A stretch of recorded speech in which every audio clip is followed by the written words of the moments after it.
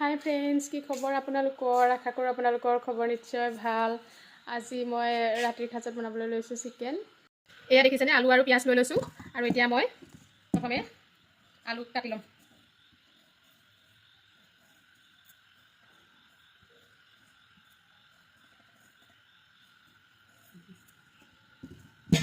কৰি গৈছে হাতৰ পৰা। আলু মই আজি অকল দুটাই দিম, বেছিকৈ নিদিওঁ। আলু কাটি কেনেকুৱা দিছেনে মোৰ? 4 টুকুৰা কৰিবলৈ সৰু হৈ যায়, গতিকে মই 3 টুকুৰা কৰি দিছোঁ।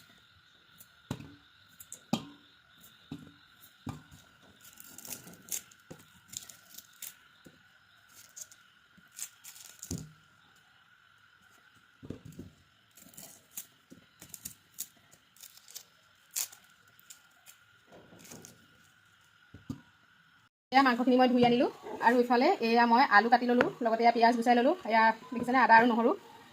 তাৰপিছত এতিয়া মই এইফালে আকৌ এয়া কেৰাহীখন পাতি ল'লোঁ। কেৰাহীখন অলপ গৰম হ'বলৈ দিম। এইফালে এয়া গাইজ দেখিছেনে, খুন্দনা লৈ ল'লোঁ। এতিয়া মই এয়া নহৰু আদাখিনি খুন্দি ল'ম। এয়া গাইজ মই প্ৰথমে এতিয়া কেৰাহীখন পাতি ল'লোঁ। তাৰপিছত এইফালে এয়া দেখিছেনে, পিঁয়াজ, এইফালে আদা নহৰু আৰু এয়া আলু, এইবিলাক চব কাটা ৰেডি আছে। এতিয়া মই কেৰাহীত দি দিম তেল। এয়া কেৰাহীত মই দি দিছোঁ তেল। এয়া প্ৰথমে মই দি দিছোঁ পিঁয়াজখিনি।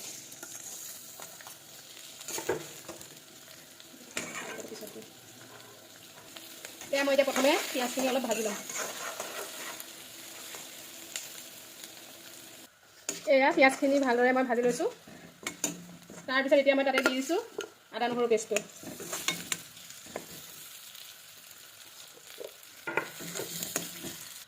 এতিয়া মই তাতে দি দিছোঁ এয়া হালধি।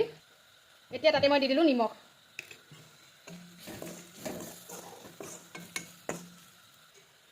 এতিয়া মই দি দিছোঁ এয়া মাংস।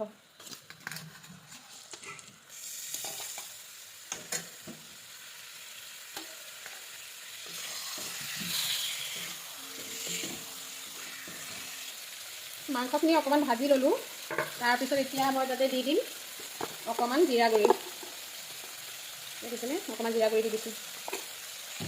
জিৰা গুড়িখিনি দিয়াৰ পিছত এতিয়া মই এনেদৰে গোটেইখিনি ভালদৰে লৰাই দিছোঁ আৰু মিক্স হ'বৰ কাৰণে এনেকৈ অকণমান লৰাই দিছোঁ। তাৰপিছত এতিয়া মই তাতে দি দিম অকণমান কেঁচা জলকীয়া 3টা দি দিছোঁ। এতিয়া মই তাতে দি দিম অকণমান জলকীয়াৰ গুড়ি। এয়া মই 1 চামুচ দিছোঁ জলকীয়াৰ গুড়ি। এয়া এতিয়া মাংসখিনি অলপ ভাজি ল'লোঁ। তাৰপিছত এতিয়া মই তাতে দি দিম আলু। এয়া আলু দি ল'লোঁ। তাৰপিছত আকৌ অকণমান এনেদৰে অকণমান ভাজি ল'ম। তাৰপিছত মই ঢাকনখন লগাই দিম। এয়া মাংসখিনি অকণমান মই ভাজি ল'লোঁ। এতিয়া মই ধুনীয়াকৈ ঢাকনখন লগাই দিম। চাই থাকিব কেনেকুৱা হয়। গাইজ দেখিছেনে, মোৰ মাংস হৈ গৈছে আৰু এতিয়া অকণমান জালুক দি দিম আৰু বেলেগ একো নিদিওঁ আৰু। এতিয়া অলপ জালুক দি দিছোঁ। দেখিছেনে, অকণমান জালুক দি দিলোঁ। আৰু এতিয়া অকণ মিক্স কৰি দিম আৰু এনেকৈ লৰাই দিম। তাৰপিছত আমাৰ ৰেচিপি ৰেডি হৈ যাব আৰু। কেনেকুৱা লাগিলে আপোনালোকে কমেণ্টত জনাব দেই। একদম চিম্পুলকৈ বনাইছোঁ, মই বেছি মছলা ব্যৱহাৰ কৰাই নাই। ভিডিঅ'টো যদি ভাল পাইছে তেতিয়াহ'লে লাইক কৰি দিব।